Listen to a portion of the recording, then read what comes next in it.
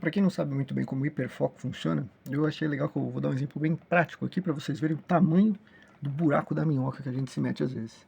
Esse aqui é um PDF, são 205 páginas, basicamente de forma redigida, referente à CPI das armas de 2006. E foi a entrevista que o Marcola deu nessa CPI das armas. E eu li essas 205 páginas. Eu li um PDF. E aí, obviamente, eu fiquei entediado no meio do caminho, porque são muitas páginas, durante uma madrugada, era uma sexta-feira, 4 da manhã, o que eu ia fazer? Obviamente, eu ia ler 205 páginas da CPI das armas no PDF. E eu fiquei meio entediado no meio do caminho, né, porque realmente é muito texto em sequência. Eu falei assim, eu preferia ouvir, porque o meu cérebro ele acaba lendo de maneira mais devagar do que eu consigo processar a informação. Então, eu fui lá atrás de uma ferramenta daquelas que você consegue fazer ela ler para você, como se fosse transformar em audiobook, né? E aí, parte já do hiperfoco, é lógico, né? Como que eu consigo otimizar o meu hiperfoco? Como que eu consigo ficar ainda mais pilhado do que eu já tô? E aí, basicamente, essas ferramentazinhas assim, você consegue selecionar o trecho que você quer, coloca aqui para ler a seleção e ele vai conseguir fazer a leitura aqui, ó. Você escolhe a velocidade, né, que você quer.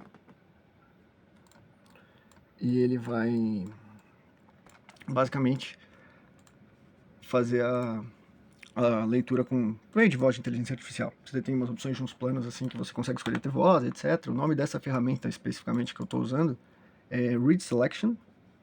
Ó. Presidente, deputado Lula, governo, então não vamos encerrar aqui. Vamos encerrar a audiência. Você está para ouvir aí no áudio? Para levar todos os instrumentos embora. Está encerrada a reunião. Enfim, pouco importante, mas é basicamente isso que a ferramenta faz, você consegue selecionar. Só que como é uma transcrição, não é transcrição a palavra, enfim, tem que escrever toda hora, tipo, o senhor blá blá blá fala, o senhor blá blá blá, enche o saco. Aí eu acabei tendo que dropar no meio do caminho, então só quando eram trechos mais longos eu conseguia pegar, fazer aí pra ouvir essa versão em áudio, né, e colocava rápido. Agora, pois bem, tudo isso pra falar, como eu cheguei nisso? Porque eu passei a madrugada lendo 205 páginas do Marcola na CPI das Armas de 2006, por causa de uma coisa chamada hiperfoco, como eu comecei o vídeo falando. Tudo começou com o que vocês devem ter visto recentemente, que houve foi de arrasta ali um delegado recentemente, chamado Rui. Tem vídeos aí, os jornais mostraram em diversos lugares, todo mundo consegue ver. Eu inclusive já adianto que se eu errar nomes e pessoas, eu peço desculpa porque eu só tô gravando mesmo aqui como um breve registro. Não pretendo dar nenhuma informação mais específica além disso. E foi basicamente mandado pelo First Comando da Capital, que foi o que as investigações todas indicam, e eu comecei a fazer toda uma montagem de querer entender quem foi essa pessoa, como as coisas chegaram ali. E ele basicamente foi um dos primeiros caras a fazer as primeiras denúncias, levantamento, orquestrar como que funcionaria a, a organização criminal, né? E, enfim, estava jurado de morte, etc. E o que aconteceu foi o que aconteceu. Aí nisso, pouco tempo depois, eu vi uma matéria, estava usando acho que uma dessas redes aí, e apareceu uma matéria da BBC, com outro delegado, que é o delegado Lincoln, que também é um cara que está há bastante tempo investigando isso, e eles falando sobre um pouco dessas coisas. E, obviamente, a matéria inteira, já dando aquela sequência maravilhosa de cada vez mais você ficando imerso em um determinado conteúdo. Depois disso, eu estava ouvindo um podcast do Wesley Podcast, e aí em dado momento, agora uma outra coisa completamente distinta, eles fizeram a recomendação no canal do Caio de qualquer, não sei o que. Um cara que tá crescendo pra caramba no YouTube também, faz uns documentários muito legais.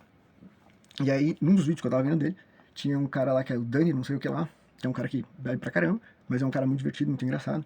E aí nos comentários falaram que ele parecia o Goulart Andrade. E eu lembrei e falei, eu conheço o cara de algum lugar. Aí eu fui ver, que era aquele cara do Vem Comigo, no Negócio da Noite. Tinham vários programas do passado, enfim, ele até fez programas recentes depois, repaginando, né? Meio que remontando como era. Nos dias de hoje. E aí, enfim, ele gostava muito da vida noturna, mostrava várias matérias interessantes, recomendo a todos que pesquisem as antigas. E uma das matérias que ele fez também foi referente ao Carandiru. Ele entrou no Carandiru como se ele fosse um preso, passou por todos os processos. É bem interessante o vídeo, você tem uma real noção de como era isso antes do famoso, né, da famosa tragédia do Carandiru. E, obviamente, isso me puxa para Carandiru. Aí eu comecei a ver um monte de documentários de relatos do Carandiru. E outro também do podcast que eu vi foi aquele Iconografia na História, que aí ele tem sobre diversos, tem sobre o Marcola, tem sobre o Carandiru, tem sobre outros tantos, que é bem focado em crimes. Tudo isso dentro do mesmo hiperfoco, foi indo. Uma coisinha foi puxando a outra, foi puxando a outra. Aí eu também tava vendo o negócio do Drauzio Varela, obviamente o Drauzio Varela trabalhou no Carandiru, e aí você vai ficando cada vez mais intensamente conectado com essa situação, você vai querendo saber cada vez mais sobre o assunto. E quando você vai ligando todos esses pontinhos, cara, você começa a ver toda uma jornada. Aí desde a fundação de 93 do First Command da capital, né? Seguida depois para 95 da reestruturação.